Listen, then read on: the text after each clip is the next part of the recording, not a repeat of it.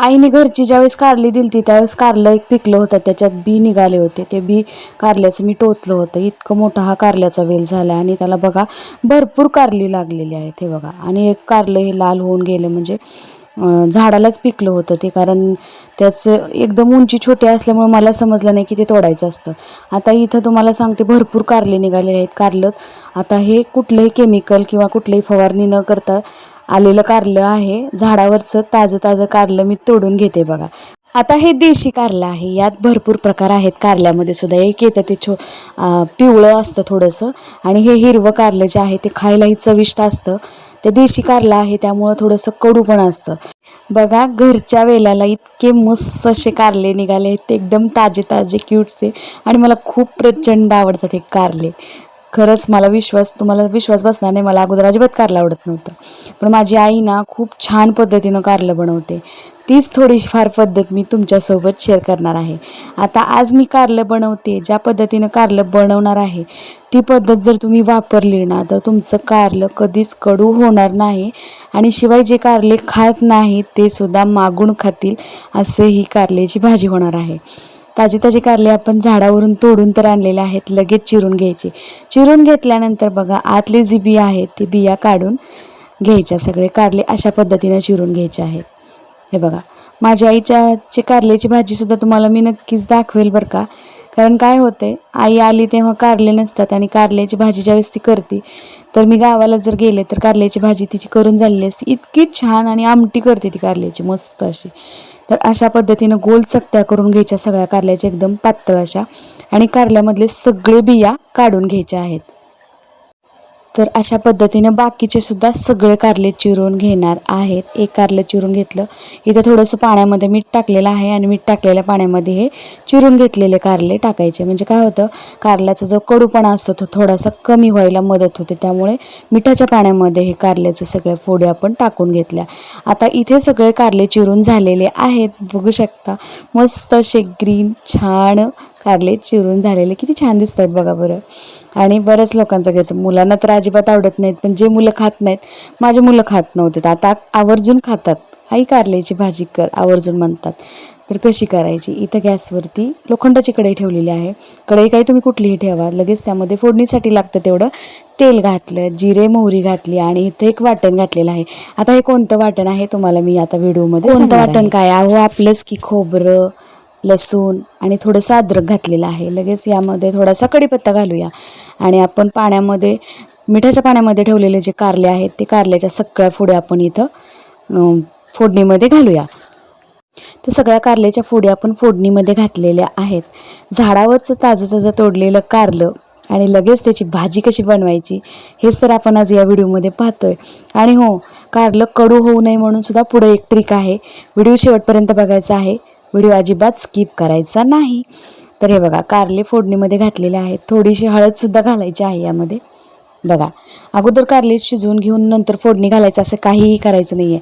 कारल्याचं शिजवून घेऊन पाणी वगैरे काढून टाकून द्यायचं नाही, कारण का सांगते तुम्हाला, त्याचं सगळं जीवनसत्व निघून जातं. त्यामुळे मी डायरेक्टच फोडणीमध्ये कारलं घालून तुम्हाला कारलं कडू न होता बनवायचं कसं हे या व्हिडिओमध्ये मी दाखवत आहे. तर हळद घातली, थोडीशी हळद घालून झाल्यानंतर व्यवस्थित असं याला हलवून घेऊया. हे बघा मस्त. आता फुल गॅस करायचा. फुल गॅसवरती 5 मिनटं असंच तेलामध्ये परतून घ्यायचं. सगळं जे आपण वाटण घातलेलं आहे ते सगळ्या कारल्यांना व्यवस्थित असं लागलं पाहिजे. तर बघा, इथं गॅसवरती एक 2 ते 3 मिनटं असंच परतून घ्यायचं आधी तेलामध्ये व्यवस्थित. हे बघा मस्त. जसं जसं कारलं परतेल ना तसं तसं त्याची क्वांटिटी कमी व्हायला लागते, किंवा जसं जसं कारलं शिजेल ना तसं तसं थोडंसं ते बारीक व्हायला लागतं. बघा पुढं व्हिडिओमध्ये दाखवते. तेलामध्ये एक 5 मिनटं तरी परतून झालेलं आहे. त्याला सतत हलवत पण राहायचं आहे. बघा, हे बघा, सतत हलवून झाल्यानंतर यामध्ये घालायचे चवीपुरतं मीठ. मीठ घालून सुद्धा व्यवस्थित असं हे कारल्याची भाजी हलवून घ्यायची आहे. बघा, आता यावरती झाकण ठेवून द्यायचं. मीठ घातल्यामुळं काय होतंय, याला पाणी सुटल्यासारखं होतं आणि कारल्यातल्यात व्यवस्थित शिजले जातात. आता काय करायचं, मी ज्या झाकण ठेवलेलं आहे यावरती त्यामध्ये थोडंसं पाणी ओतलेलं आहे, कारण कारल्याला जर थोडंसं अजून शिजवायचं असेल तर थोडंसं पाणी टाकावं लागेल आपल्याला. मग मी काय करते, यामध्ये थोडंसं पाणी म्हणजे थोडंसं गरम पाणी वापरते कारलं शिजवत असताना. तर इथं मी कारलं बघा इथं पाणी अगोदरचं झालेलं आहे मीठ टाकल्यानंतर. आता कारलं हलवून घेतलं, थोडंसं झाकण ठेवून सतत झाकण ठेवून हलवत राहायचं आहे त्याला, कारण खाली ते करपू पण शकतं. त्यामुळे काय करायचं, त्याला सतत हलवत राहायचं आहे. तर हे बघा कारलं आपलं बऱ्यापैकी शिजत आलेलं आहे. कारलं शिजलं म्हणजे काय, सुरुवातीला तुम्ही बघितलं असेल कारलं इतकं म्हणजे कारल्याच्या फोडी अशा मोठ्या दिसत होत्या आणि आता याची क्वांटिटी पण कमी झाली आहे आणि कारलं बघा थोडंसं तुटलेलं दिसते. कुठलं तरी एखादी फोड कारल्याची गोल आकारातली आहे ती थोडीशी तुटलेली दिसते. त्यामुळे हे बघा कारलं मस्त असं शिजलेलं आहे. वर जे झाकण ठेवलं होतं त्याच्यात पाणी ठेवलं तर टाकलं तरी सुद्धा थोडंसं ते कोमट होतं आणि त्या डिशमधलंच पाणी मी कारल्यामध्ये ओतलं होतं, कारण त्या पाण्यामध्येच थोडंसं मी पाणी टाकूनच कारलं शिजवून घेतलेलं आहे. बघू शकता मस्त असं हे कारलं शिजलेलं आहे. वरून घालते मी अर्धा चमचा साखर. साखर का घालायची, तर कारल्याचा थोडासा कडवटपणा कमी व्हावा म्हणून थोडीशी साखर घालायची. आणि हो, कारलं शिजवताना मात्र झाकण ठेवून व्यवस्थित असं शिजवूनच घ्यायचं आहे. जास्त जेवढं कारलं शिजेल ना तितकं त्याचा कडवटपणा कमी होत जातो. कारलं जास्त तुम्ही जेवढं कच्चं ठेवचाल ते तेवढंच कारलं कडू लागत असतं. त्यामुळे शिजवताना ते प्रॉपर शिजवायचं आहे. इथं मी आवडीनुसार तिखट टाकलेलं आहे, थोडंसं लाल तिखट टाकलेलं आहे आणि कारलं आता व्यवस्थित असं हलवून घेते. बघा ज्यावेळेस आपण कारली घेतली, तोडली आणि त्याची भाजी करताना अगोदर क्वांटिटी कशी दिसत होती, आता इथं आपली कारल्याची भाजी बऱ्यापैकी तयार झालेली आहे.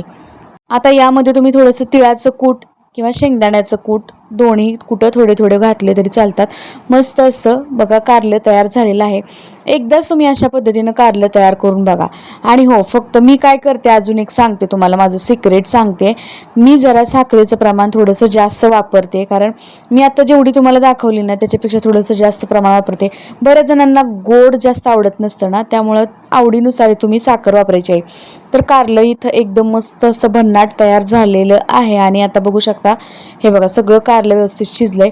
मस्त मुलांच्या डब्याला द्या, मिस्टरांच्या डब्याला द्या, किंवा तुम्हीही ऑफिसला जाताना किंवा घरामध्ये खाण्यासाठी अशा पद्धतीनं कारलं नक्की तयार करा. मी जे सुरुवातीला तुम्हाला वाटण सांगितले ते वाटण तुम्ही कारल्यामध्ये घाला. ज्या ज्या मी ट्रिक आणि टिप तुम्हाला यामध्ये सांगितलेले आहे ते नक्की फॉलो करा.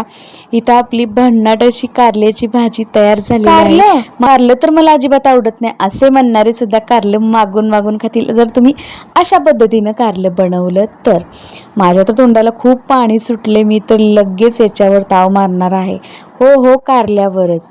तुम्हाला विश्वास बसणार नाही, एकदम भन्नाट लागते आणि अजिबात कडू होत नाही या पद्धतीनं जर तुम्ही कारलं बनवलं तर. शिजवून घ्यायची त्याला काहीही गरज नाही. एकदम भन्नाट आणि साधी सोपी ही कारले बनवण्याची रेसिपी मी तुमच्यासोबत शेअर केली आहे. तुम्ही बघितलंच असेल, तुमच्या समोर मी कारले सगळे तोडून भाजीसुद्धा लगेच तयार केलेली आहे. रेसिपी कशी वाटली आवर्जून कमेंट करून सांगायचं आहे. व्हिडिओ जरा जरी आवडला तर व्हिडिओला लाईक करायचा आहे, हाईप करायचं आहे. आणि हो, चॅनेलवर नवीन असाल तर चॅनेलला सबस्क्राईबसुद्धा करायचं आहे. तर तुम्हाला व्हिडिओ कसा वाटला सांगायचा आहे मंडळी. चला आता पुन्हा भेटूया. आणि जे कारले नको नको म्हणतायत ना त्यांच्यासाठी आवर्जून अशा पद्धतीचं कारलं करून बघा आणि मला नक्की कमेंट करून सांगा. चला मंडळी, पुन्हा भेटूया अशाच एका छानशा मस्त साध्या सोप्या आणि इन्स्टंट रेसिपीसोबत. तोपर्यंत मस्त खायचं आहे आणि मजेत राहायचं आहे. आणि चला, मी पण कारलं एन्जॉय करते, तुम्ही पण करा. चला मंडळी, बाय, पुन्हा भेटूया.